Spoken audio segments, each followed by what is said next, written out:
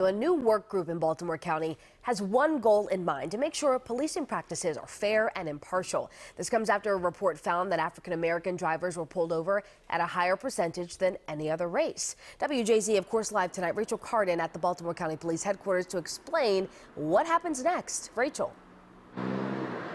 Nicole, the Baltimore County Police Chief was just one voice in a sea of state and local leaders, all trying to make sure bias is not part of policing.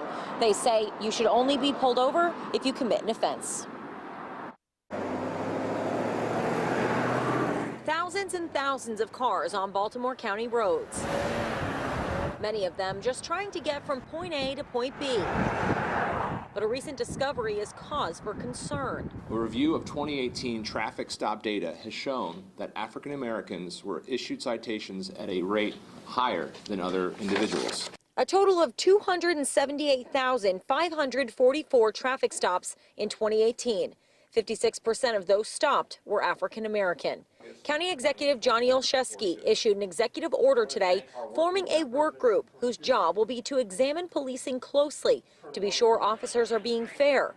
Councilman Julian Jones, who represents areas in Baltimore County like Woodlawn, Owings Mills, and Pikesville, said this is the right thing to do. The fact that we have this work group in and of itself indicates that we are willing to take a look at these numbers and dive deep to figure out why it is the way it is and see what type of training and changes we can make to correct them. Any black man, they've been pulled over, whether they was doing the right thing or whether they was doing the wrong thing. Ryan Spence lives in Baltimore County and says he feels like he has been unjustly stopped in the past. Some years ago, the type of car I was driving, I had a convertible, and the police pulled me over for saying I was driving recklessly when I really wasn't at all. I mean, they pulled me over, they searched the car, and nothing happened. Drivers we spoke to say practices should at least be consistent. And I think it's a good idea to research all this because the cops are getting a bad rap, and honestly, so we're African Americans.